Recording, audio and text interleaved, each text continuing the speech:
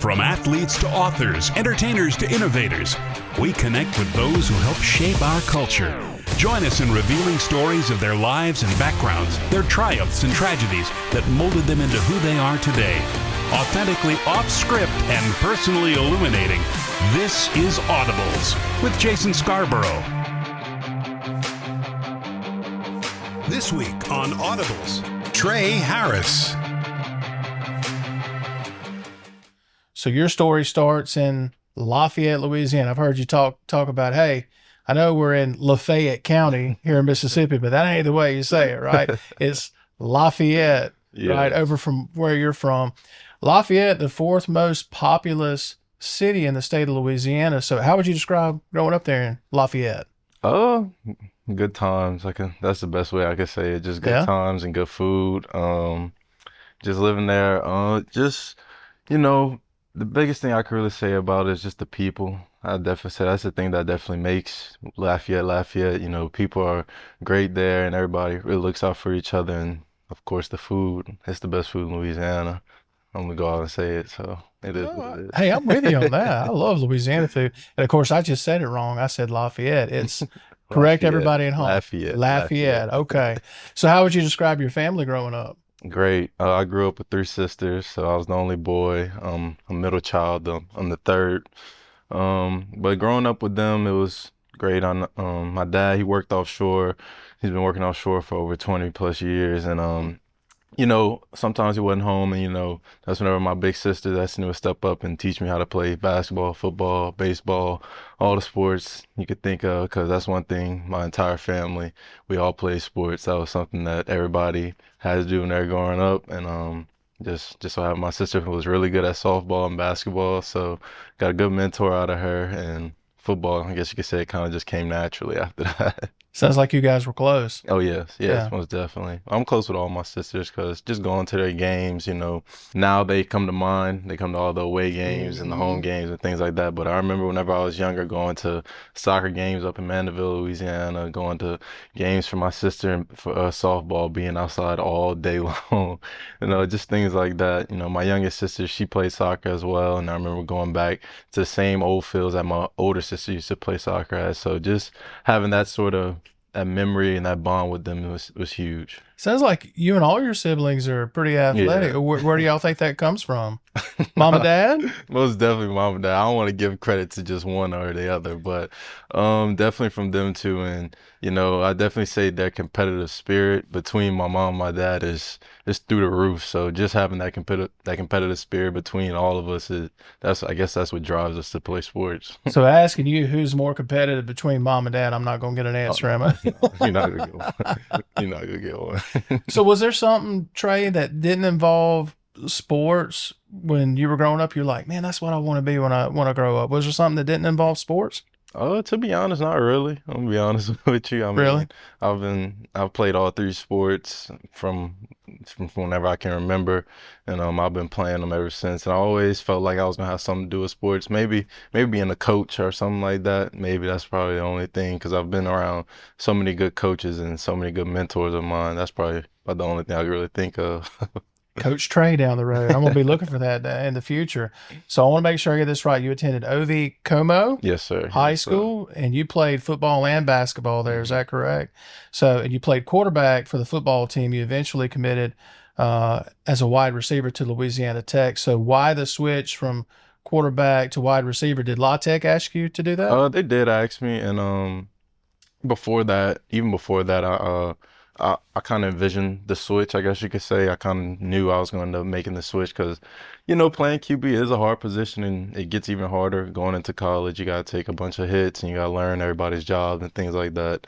But I knew once I got to college, and I knew the change would help me in the end because it gives me the QB's perspective in a way. I'm able to kind of understand what the QB sees and see the zones and things like that. So that's kind of how I looked at it going into college, I guess you could say. Gave you an advantage. Oh, most definitely. Yeah, most big definitely. time.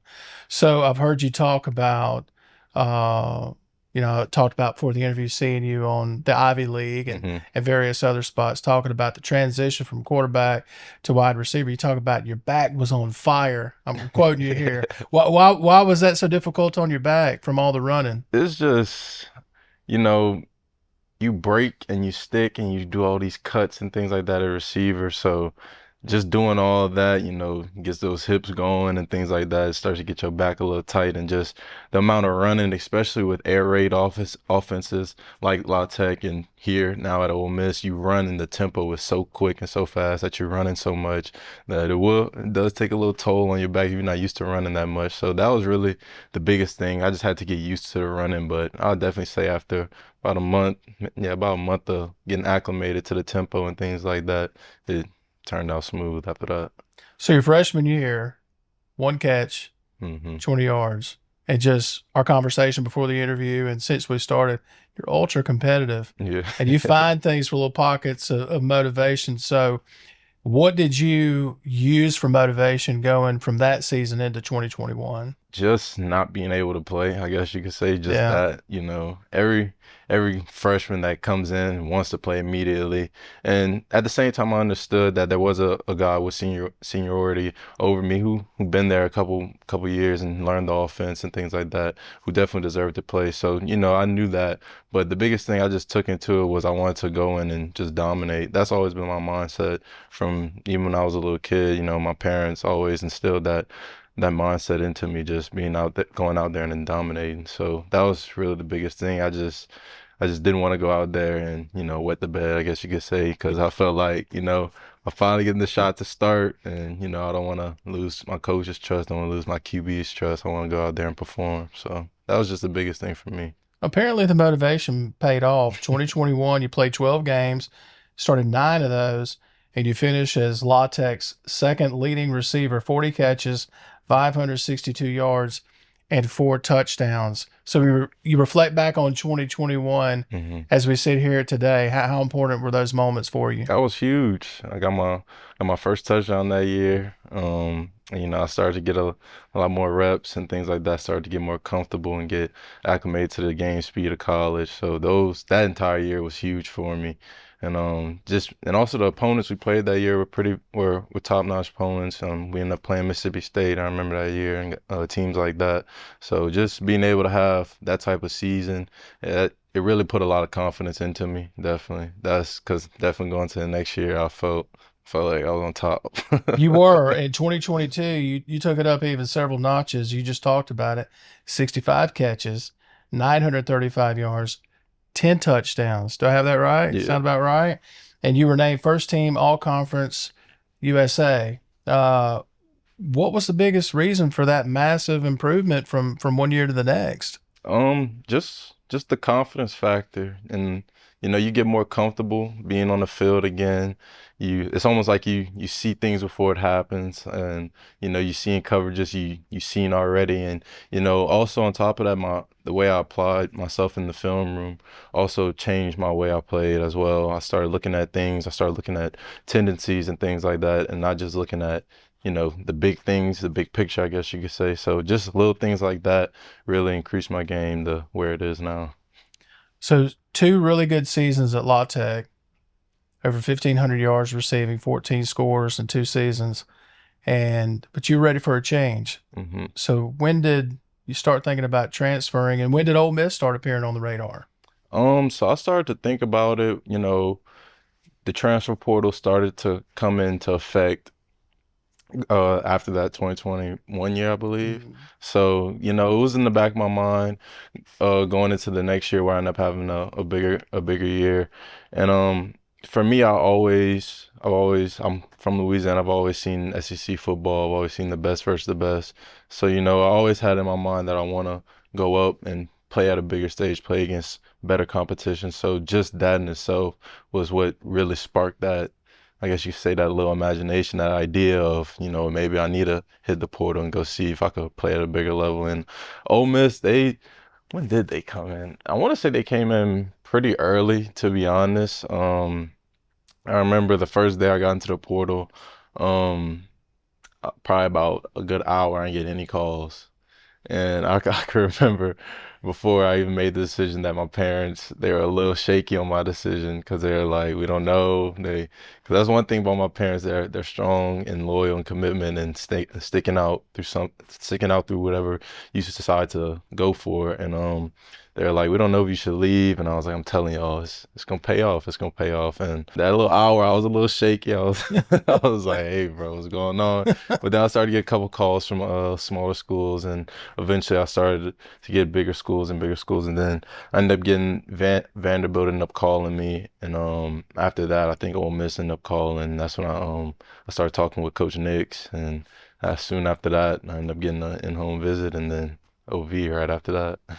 That's pretty crazy looking back at that moment here. You talk about it, because it was pretty much, I mean, you were betting on yourself. You were saying, hey, you guys have to trust me. I got a feeling about this. And when you look back at that now, all smiles, right? When you look back at that moment, right? Most definitely. One of the biggest decisions in my athletic career was, and I want to thank Louisiana Tech coaches and coaching staff, because they had full support behind me whenever I decided to make the decision to enter the portal. They wasn't no bad blood left behind or anything like that. So I'm just really shout out to them for that.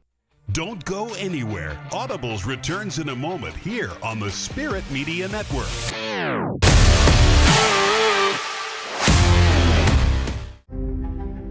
We don't treat cancer or design breathtaking buildings or slow cook the town's most talked about barbecue. That's all you.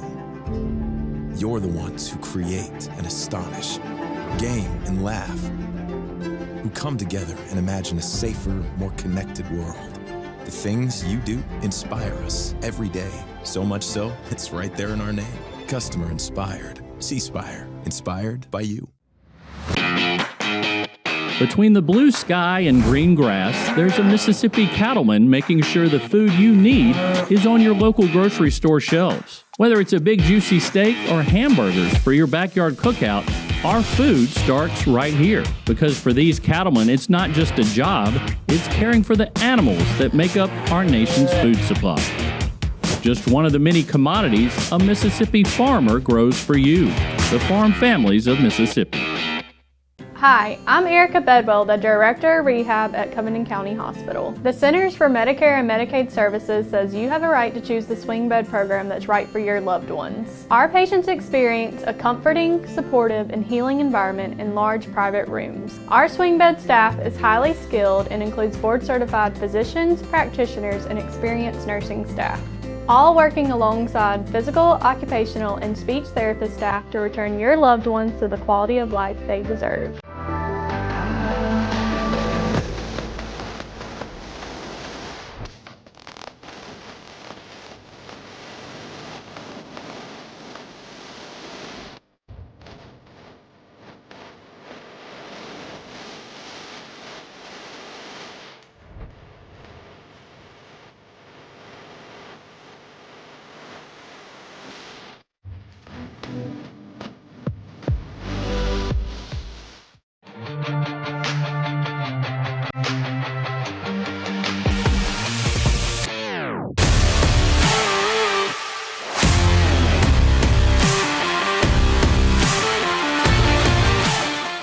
What was the main reason you decided on Ole Miss?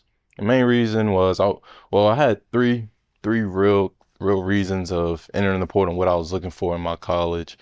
One, I wanted to go somewhere where the offense was similar, air raid offense, a high tempo offense that's going to pass the ball a lot, get the ball to our playmakers. Two, I wanted to compete on the bigger stage. This is the biggest stage you could get in the SEC.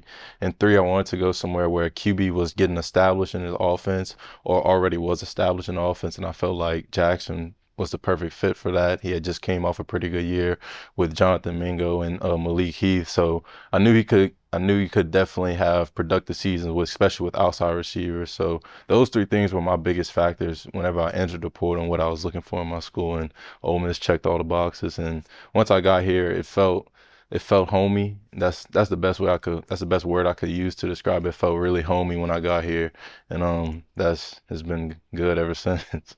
I've heard that from a lot of the transfer portal guys like yourself, that when they got here, the reception, the players that were already here did a really good job of being the welcome committee for you guys. Is that pretty accurate? Yeah, that's definitely accurate. And, after this past year, I guess you could say I was a part of that committee with a bunch of recruits. And the biggest thing that we did this year, and whenever I was in the recruiting process, was that the guys, they all kept it real. They told us what it was. They told us how Coach Kiffin is, how everything's going to operate. And, you know, whenever we come here, you're here to work, you're here to put in your best foot forward, and you're here to go do what you can to get to that goal, which is the NFL. I hear Jaxson is a pretty good recruiter. Yeah. He was a pretty good recruiter with you, right? Yeah, most definitely he was. Can you recall your first interaction with Coach Lane Kiffin? Is there anything memorable from that first discussion that you can share? I've heard some pretty good stories. I don't really think so, to be honest. The only big notice thing for me was when I got on my OV.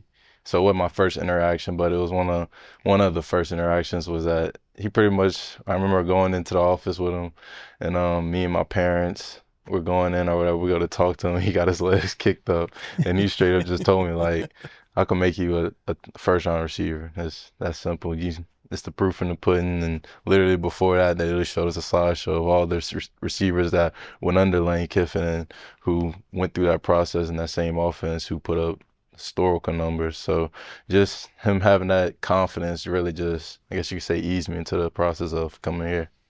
Did you lean over at that moment when Coach Kiffin said that to your parents to say, see, this is why I bet on myself? Did you do that, maybe? I told them after that first hour when I started getting all those calls, I was like, I told you.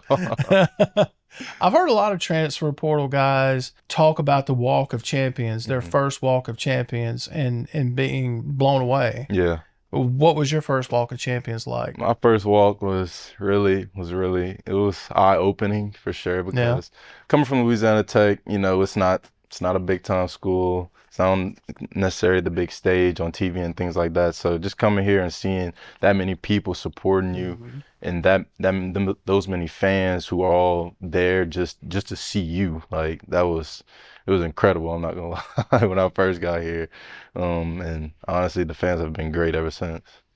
You carry that momentum into that first ever game as an Ole Miss Rebel against Mercer, and I've heard you and Jaxson and various other spots talk about y'all were roommates at the hotel the night before, and you said, look, I feel like I'm going to have a breakout performance. And Jaxson was like, go do it. Yeah. Go do it. Did you ever envision it was going to be the single game touchdown receiving record in Ole Miss history? No, I didn't think it was going to be that. You know, you can always joke around with your buddies, like throw exaggeration around. I told him, hey, I might go for 5 touchdowns tomorrow. I never come before. So, I mean, just being able to do that was huge. You know, me and my mom was actually talking about this the other day, and she was like, she remembers being in the stands, and she was like, after the first 2 touchdowns, she was like, yeah, he's starting to feel it. He's starting to feel it. And then she remembers, because she sits with all the parents, she remembers, everybody started asking, who's 9? Who's 9? She's not saying nothing. She's like, yeah, keep going, keep going. So just to have that experience was amazing. You know, just, it was great to be welcomed by the fans that way. And I'm glad I was able to show everybody my talents and show them off rip. Hey, this is what I'm about. Just so you know, everybody knows who number 9 is now. Just in case you're wondering, everybody knows who number 9 is now. Well, you have this awesome start to the season, and then things kind of take a little bit of a turn. The Tulane game, you get hurt, and despite managing to score the opening touchdown, you were kind of pretty much limited the rest of that game. Tried to come back after missing Georgia Tech. Tried to come back against Alabama, if I remember that correctly. And you weren't. Everybody could tell you weren't 100%. So you have this awesome experience, walk of champions, had this awesome game against Mercer, and then you're facing adversity early on in your new home. How did you deal with that?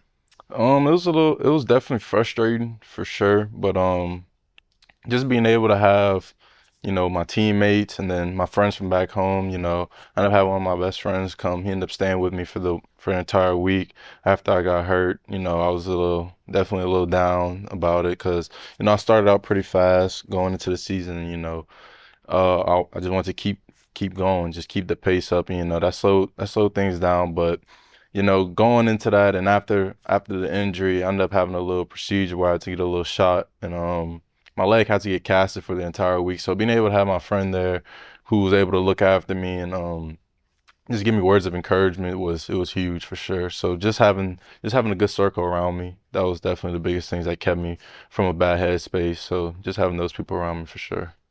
Well, the very next game after Alabama, you come back and you're as near 100% and you're playing, and it just so happens to be against LSU. So did you have added motivation for that game? Most definitely. Most definitely. Most definitely. So was LSU, I mean, you grow up in Louisiana. I mean, you want to play at LSU. Well, did you want to play at LSU at one time? Oh, yes, of course. I'm not going to lie about that. Every Louisiana kid, I feel, has that dream. So, but I mean, things ain't turned out, and I'm happy where I'm at. So had to be a mixed bag of emotions that night, though, right? Oh no, it was only one emotion. it was only one emotion. You torched the Tigers' defensive secondary that night. 8 catches, 153 yards. Your touchdown catch of the night was the game-winning score. So for the kid from Louisiana, grew up at one time wanting to play for LSU, now an Ole Miss Rebel, you score the game-winning touchdown, what proved to be the game-winning touchdown. And just a game that was bananas. Yeah. Everybody's still talking about to this day. What did that moment mean to you? That was crazy. That's like, there's not even words I could put to it. The feeling I had whenever I walked into the end zone was just incredible. You know, the game wasn't over, but it felt like the game was over almost at that point. And I was so happy the defense ended up coming out and pulling out the stop at the end to have a complete game. You know, that game I feel like really solidified us throughout the season, really helped us throughout the season, especially us coming off a loss that we felt like was very self-inflicted against Alabama. So that boosted the morale of the team a lot, just coming in there and having a big-time matchup like that and going out there and finishing with a win. So that was huge. What is it like for you in those moments where you score the game-winning touchdown? I don't know how you heard anything, if you heard anything, because it was so loud, but for different players, they have different answers. What's it like for you in those moments where, I mean, the stakes are so high? And like you said, you score the game-winning touchdown. Do you hear the crowd? Does everything slow down into slow motion? I mean, what is your response to those moments? You hit it on the head for me. That's kind of what happens for me. Everything slows down and kind of the crowd deafens, and you know that's really the moments I live for. Especially, I like living for those big time moments, with big time catches, and I like to be the guy that my QB is looking for whenever he needs a big play. So, just being able, that also definitely established a very strong chemistry between me and Dart as well. Because honestly, I didn't even know he was gonna throw me the ball on that play. Really? No, to this day, no. And we still talk about that play, and it's like, I'm just glad you threw me it, and I'm glad I looked at the right time and I was able to catch it and make a play. So it was surreal, I'm not gonna lie. If I remember, you had to kind of shake somebody out of their cleats to get past them just to get to the end zone. Yeah, just a little juke. So yeah. A little yum, nothing too crazy. Put a little Louisiana sauce on them, that's what you did. Just a little bit, just a little bit. Don't go anywhere. Audibles returns in a moment here on the Spirit Media Network.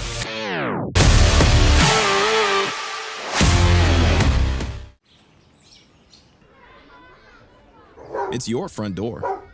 You decide who and what comes inside. Shouldn't it work the same with your doorway to the internet?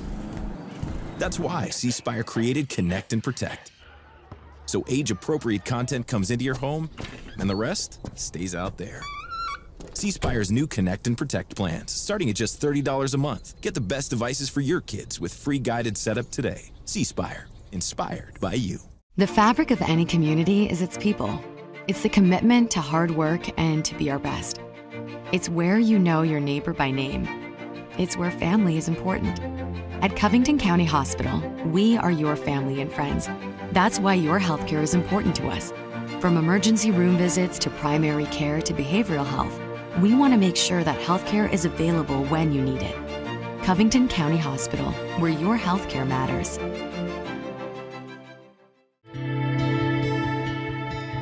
Up before the dawn and home long after the sun sets. We pass this farm work ethic on to our children, too. They have their chores just like yours, but we also raise animals. Taking care of these animals helps them understand just how important what we do on this farm is for their future and Mississippi's. Another way Mississippi farmers grow what's important to your life, the farm families of Mississippi. Family owned and operated since 1986, Lakeside Molding has become the trusted source of architectural products throughout the South. They offer fine interior architectural moldings, custom millwork, and cabinet doors designed and handcrafted in Flowwood. Their showroom on Lakeland Drive is stocked with today's most sought-after interior details, including corbels, post, fireplace mantles, bath vanities, mirrors, and much more. Tim Shoemaker and his staff work closely to meet client needs for new construction, restoration, and remodeling projects. Lakeside Molding, where details make the difference.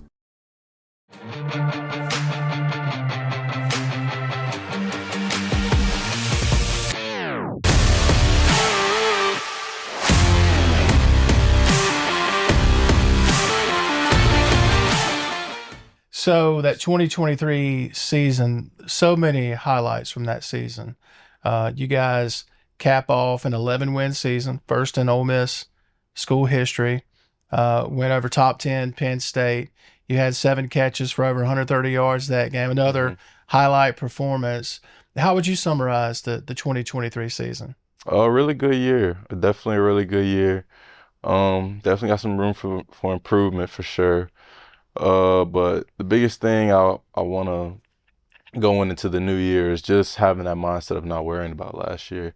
You know, it is a new year. It's a new mindset, and you know that's one thing. A lot of guys on the team are preaching is, hey, it's a new year, it's a new team. We got to go restart. We got to restart, and we got to reset the history. I guess you could say we got to redo things, and you know we're gonna go out there and really just play our tails off and do what we have to do. So that's really the biggest thing. But for me, 2023 was a really good year, a great year. Thank God for it. Thank God for putting me in the position that he put me in first off.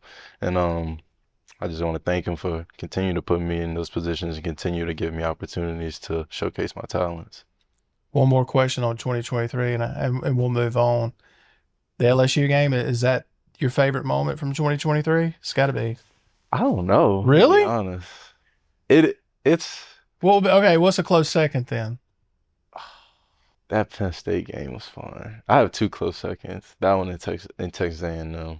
Really? Yeah, because I had a really, really good game against Texas A&M. You did. And that one felt good. And that was my first game where I went over 200 yards. But that Penn State is definitely it might be my favorite, to be honest, because I've always all the teams I've been on, I've never really won a trophy or anything like that. So be able to play that type of game and be able to win something like that, it was huge for me. Just being able in my career to have something I can hold on to now. So Y'all sent him home sad. oh, what? Y'all sent him home sad, didn't you? At A&M and then Penn State, didn't you? At LSU, sent him home sad. You guys have built this really incredible roster to go with guys that are already here like yourself. And, of course, Coach Kiffin's built this impressive, elite coaching staff. How do you take the coaching staff and this roster that you guys have built and become a team? You know, I feel like it's more outside of football that you do that. And one thing our coaching staff and us, the players, have done a good job is meshing together and getting used to the guys and getting to know everybody. You know, one thing we do every Wednesday in the off season is a get real meeting. So that's just a meeting where it's literally a randomized group of 2 coaches and then I want to say like 7 to 8 players, and it's all random where you talk about your life, you talk about what makes you, why you love football and things like that. And, you know, you get to know your brother and things like that. And you know, just doing the basic things off the field, you know, going to play hoops, you know, a bunch of, you know, I know they got guys that golf. I'm not a golfer myself, but I can't play golf. yeah, I suck at it. I'm terrible at it. I should be arrested. I'm so bad at it. But, really you know, bad. you got guys that do stuff like that. And, you know, that's one thing that meshes guys together. And, you know, going through hard things, you know, hard workouts, that's what brings guys together, adversity. So just being able to lean on your brother whenever you done ran a whole bunch of yards and stuff like that is huge. And, you know, camaraderie comes from that. So that's probably the biggest way we definitely have done it. You're building a brotherhood. Yes, sir. The expectations are really high. They're as high as they've been in a very long time around this campus. how do you drown out the noise? For Tre Harris, you hear all the good, all the bad. How do you drown it out? Once again, I'd probably say it's the circle of friends I have around me. They're always there to tell me to keep going, to keep pushing, that there's more for you to accomplish and that you haven't reached your final goal. And for me, I'm gonna be honest, winning that many games last year and being able to win as much as we did, it becomes addicting. And we're gonna find a way to continue to win. And that's one thing I feel like a lot of the guys who all decided to come back is that we all got that taste of that winning, and everybody's kind of addicted to it, and we want to just keep winning and winning. So that was one thing a bunch of us all decided whenever we were coming back, that we know the expectations are high, but the expectations we have for ourselves are just as high or even higher. So, for us, we got the same expectations as everybody else. So, we feel it, but at the same time, we want to live up to that. That's what we're looking at, and we know we're going to break through that at some point as well. So, going into the season, we're just going to have that positive mindset and go do what we got to do. What are the expectations? National championship. Come on now. I heard you say natty or bust in one interview. Is that still true? Hey, come on now. Come on now. You didn't run from it, and I appreciate that. You and Jaxson have this, we were talking about it before the interview, y'all have got this awesome chemistry. What have y'all done in the off season and going into the season to continue to improve on that chemistry? Recruiting, that's one thing. Me and him, we're always texting, just seeing what guys we could get to get on the team. And, just looking at guys, whoever, we know if our coaches are looking at this guy, we'll give him a little shout out, just, hey, this is what Ole Miss is about. This is what we do. It'd be great to play with you and things like that. Things like that. And, we went to California as well. Spent, I want to say, about a week there. No, not a week, about 4 or 5 days there. Just getting some training in and just relaxing out there. We did it with some other receivers as well. So, just things like that. And me and Jack, we always, we'll go eat out somewhere, just things like that, just catching up. It's always good to be around him. So it's my guy. So y'all, the chemistry goes off the field too. Y'all y'all are friends. Most definitely. Yeah. That's my guy. You could tell on the field that you guys are close, and that chemistry, you could tell you guys put in a lot of work on it. Oh, yeah. So I heard you talk about going into 2024, you wanted to work on being a better leader, I think is how you put it. What steps have you taken to be a better leader going into 2024 for some of the younger guys? Just being more vocal and letting them see what I see, I guess you could say, just trying to tell them how I see the game. That's one thing I have to give credit to my guys from Louisiana Tech, is that I had a bunch of older guys and coaches who all gave me as much knowledge as possible. And that's one thing I want to do now that I am in an older position, in a seniority position, is give back to those young guys, let them know some little tips and things like that. I'm also on the leadership council now, so that was one step forward I made. And one thing my position coach McDonald, does now is that he'll just grab one of the guys, usually it ends up being me or JY or Juice, one of the older guys in the room, to come and run the room, just come run the meeting. And just things like that, just be able to talk to your teammates and tell them what you've seen, and they start to understand the game a lot quicker than without you, I guess you could say. Mm-hmm. Yeah. Do you do anything special, any kind of routine or ritual to get ready for a game? Like what's your go-to to get ready for a game? You got a playlist you listen to, or? I don't think so. The only thing I pray twice. I pray before we got on the field. I pray to my grandmother, my grandfather, my grandmother, my mom's side as well. And then once I get on the field, I just thank God for this moment right here. So that's probably the only thing I really do. I always go to the 25. I'll say that. I always go to the 25-yard. I don't know why, but I always go to the 25-yard line for some reason. You can't trace back why, but you're drawn to it. Yeah, I always pick it. I'm going to be watching for that this year. I go straight to the 25-yard line. Every single that spot right there. Yeah.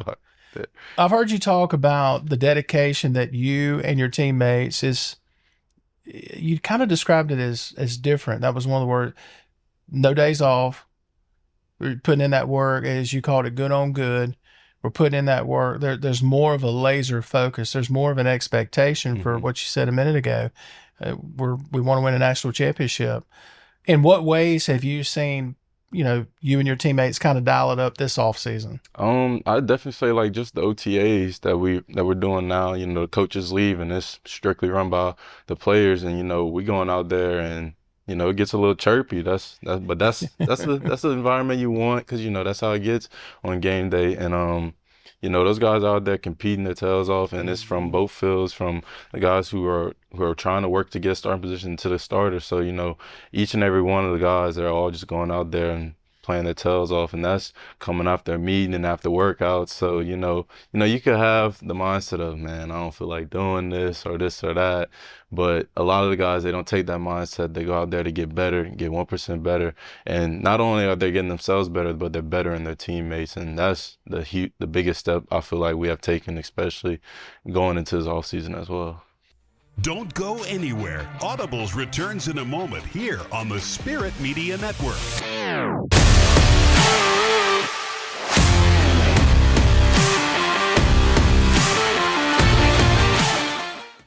It has often been said that home is where the heart is. It's where hard-working and dedicated people form the fabric of a thriving community. At Covington County Hospital, it's our priority to help keep our community safe, healthy, and moving. With our primary care clinics and services, we are working to keep you healthy, because home is where the heart is. Home is where family matters. Covington County Hospital, where your health care matters. We don't treat cancer, or design breathtaking buildings, or slow cook the town's most talked about barbecue. That's all you. You're the ones who create and astonish, game and laugh, who come together and imagine a safer, more connected world. The things you do inspire us every day. So much so, it's right there in our name. Customer inspired. C-Spire. Inspired by you. Harvested in June and July, Mississippi-grown sweet corn arrives just in time for your cookout or outdoor get-together. But you better be quick. Once Mississippi-grown sweet corn appears on your local farmers market shelves, it disappears just as fast. There are so many ways to cook and eat Mississippi-grown sweet corn, but of course our favorite is corn on the cob. Sweet corn, just one of the many foods a Mississippi farmer grows for you, the farm families of Mississippi. Family owned and operated since 1986, Lakeside Molding has become the trusted source of architectural products throughout the South. They offer fine interior architectural moldings, custom millwork, and cabinet doors designed and handcrafted in Flowwood. Their showroom on Lakeland Drive is stocked with today's most sought-after interior details, including corbels, post, fireplace mantles, bath vanities, mirrors, and much more. Tim Shoemaker and his staff work closely to meet client needs for new construction, restoration, and remodeling projects. Lakeside Molding, where details make the difference.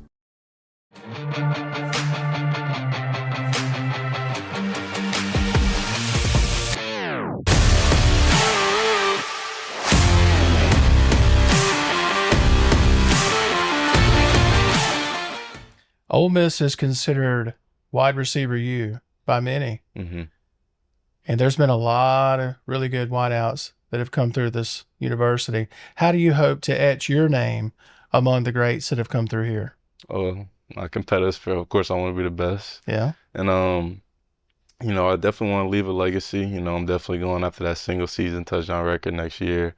Because I definitely feel it's definitely achievable. What is that number? I think it's 13. Okay. I want to say it's 13. I want to say Treadwell had it. I might be wrong on this. I'm not sure. I'm going to have to fact check later. But that's definitely something I'm looking forward to. And, just going out there and dominating. That's the biggest, that's my mindset regards to the situation, just being the best player on the field, being the best wide receiver on the field, and just making my edge on the game, making my mark on the game. Have you had any interactions with any of the pass receivers that have come through here, like a Treadwell? Or I talked to Dante Moncrief on a pretty good basis. He actually linked me up with one of my main trainers out in Texas, Devontae Diamond, and shout out to him for doing that. I feel like I've gotten so much better just training with him. And, you know, I talked to Elijah Moore a couple times. He came up here running routes and, you know, just talking to him, running game by him. And, you know, AJ, he came out for the Grove Bowl games. You know, you got to talk to him as well. So, you know, every once in a while I get to talk to the guys every once in a while. So it's been pretty good. They brought me in as brotherhood, so just want to go out there, continue the brotherhood, and continue to pass on the knowledge of the game, and continue to have guys coming out of Ole Miss. Ole Miss has some of the best uniforms in college football, some of the best combos. I don't want to get you in trouble with anybody on social media or the fans, but do you have a favorite uniform combo? I do. All right. I'm not gonna say it though. Oh, come on. I'm not gonna say it. I'm gonna have to find out another way. Yeah. Will you tell me after the interview? I won't share it with anybody. If you won't share it with I'm not gonna share it with anybody. I'm saying on camera I will not share it with anybody. So I don't want to get in trouble with Tre. But you gotta tell me after the interview. Okay, right? I got you. And don't text me asking me, because I ain't telling y'all. For y'all watching on TV, I'm not telling you. Forget it.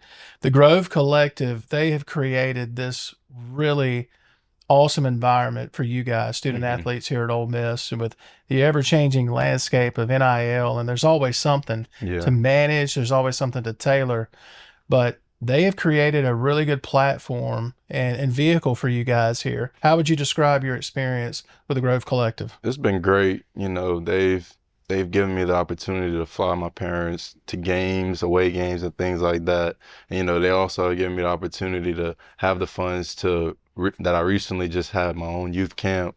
So just being able to have things like that, you know, for me, I'm always looking for a way to give back to my community and, you know, find a way to give back to the youth. So being able to have them, to have the funds and, you know, be able to give back to us and be able to give back to our community was huge, especially this past event I had. So just big shout out to the Grove for sure.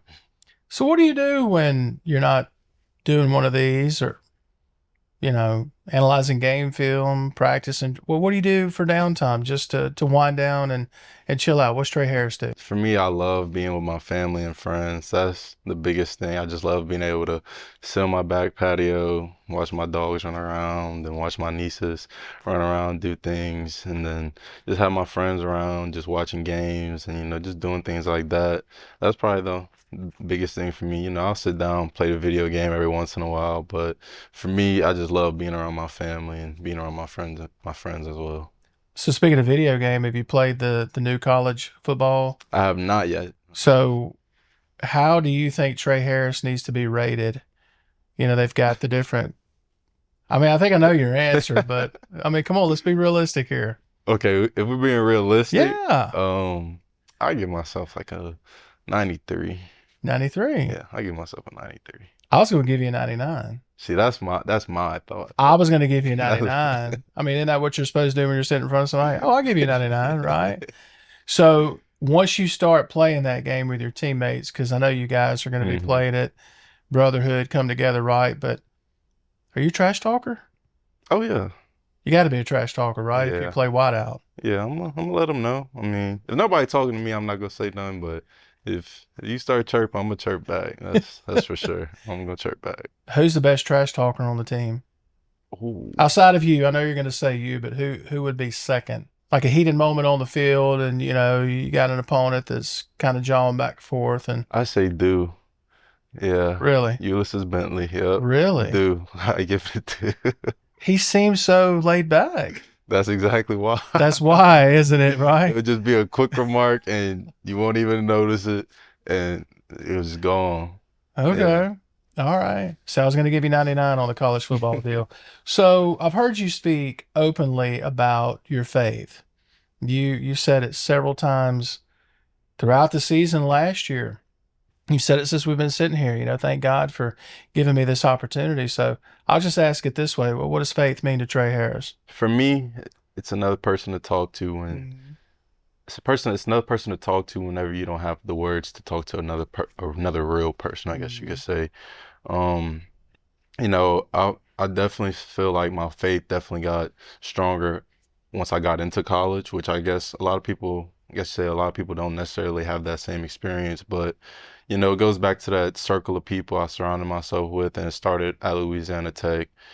Just having Bible study before every single practice with my teammates, and then two of my mentors, just started out with them, and my faith continued to strengthen ever since then. It's been incredible, and just being able to have him in my life and someone to talk to at anytime you need, it's incredible the things he can do for you. That's the only way I can really describe my faith. I like that answer. So let's go lighthearted once again. So you drive a truck or car? Car. So we hop in your car right now because we're going to dinner on the square when we wrap here, right? So me and you hop in your car. What are we playing? Is it a playlist? You will listen to a podcast? What's Tre Harris? I'm listening to music for sure. Yeah, what are we listening to? It's nothing y'all know, I'm gonna be honest. Try me. Do you know who Lucky is? No. See, I told you. I said try me. I mean, shot in the dark. But yeah, I mainly listen to a lot of underground guys, I guess you could say. I don't really listen to a whole bunch of mainstream. It's gonna be a nice vibe for sure. Yeah. Definitely. You go hear a little Gunna. You might know Gunna. You know Gunna? I've heard of Gunna. See, I listen to some Gunna, maybe a little bit of Future, something like that. No, I've heard of Future, obviously. See, there you go. Yeah. See, that's my vibe though. I'm not that cool, but I'm a little cool. I'm not that cool, but maybe a little cool. I've heard of those guys. Do you have a favorite restaurant? I know Louisiana is known for its food, and it should be, but do you have a favorite place here in Oxford? Here? Oh. I don't want to get you in trouble with anybody. St. Leo's is really, really good. Mm-hmm. But I had Oxford Grill House, I want to say like a couple months back for the first time, and I really enjoyed the steak. But St. Leo's has so many options. That's the only thing about St. Leo's. So I'll say St. Leo's. Okay. We might have to try that. St. Leo's is really good. In one of our trips. Yeah, might have to try that. So finish this sentence for me. Ole Miss football is a success in 2024 because Ole Miss is a success because of the effort that we give, one, and the camaraderie that we have as a team. I feel like those two things are the biggest things. I feel like talent, especially nowadays, is everywhere, and I feel like sometimes it can be superficial. And that's whenever you start to see the effort and the brotherhood start to really rise to the top. Whenever you start to look at those teams who are in the championship, those two things are the biggest things that separate teams from winning and losing, is the effort and the brotherhood between players and coaches. I told someone earlier today, there's an expectation. There's not like this hope among you and your teammates. Like, I hope we can be good enough to win a national championship. I hope we can be good enough to play for one. There's an expectation that you sense around the building, talking to you guys. Is that safe? Like, you guys expect to be playing for one? Oh, most definitely. That's one thing that even in the recruiting process of getting guys to want to come here, is that we're straightforward, that, hey, we had a good year last year, and we got some guys coming back, and we know this is the year. If it's gonna be any year, it's gonna be this year. So we instilled it in everybody's minds pretty early that, hey, we can do it, and that's the expectation from the jump. So let's go out, let's do the work, put in as much work as possible, and then once the season starts, roll that ball out, and we'll see what happens. My final question for you. Already, you've written a lot of impressive chapters here in your time in Mississippi and Ole Miss. How do you hope your time is remembered here in Oxford? Being a player who made that big play, that's definitely one of the things I want for sure, is being a player who definitely made that big play whenever we definitely needed it. And also being a great guy. I don't want to just be a great player who, that's cool or whatever, in football. This is there, but there is life after football, and that's one thing I guess you could say a lot of my mentors harped on, and is you want to leave something other than just your sport. You want to leave something to somebody, and that's one thing I want to leave for sure, is that I was somebody that always gave knowledge back to the younger guys or to whoever, and I'm definitely some guy you can always call for, and somebody that can always help you out. A lot of impressive chapters so far, and you said earlier they were wondering who number 9 is. They know who number 9 is now. And I'm rooting for you this year, man. Thank you. It was a great year last year, and best wishes to you this season and in your future. And thanks for joining us for the show, man. Thank I you enjoyed for having me. Thank you. Absolutely. I'll show you my favorite combo. These are new. No. Yeah. So I have. Now you seen them before? They're new. Like they're not even. Oh, that's why you So couldn't. you really gotta be quiet. Oh. You really could say. That's why I couldn't say. I don't know. That's why you couldn't say. Yeah. Thanks for watching. We'll see you next week for another episode of Audibles with Jason Scarborough.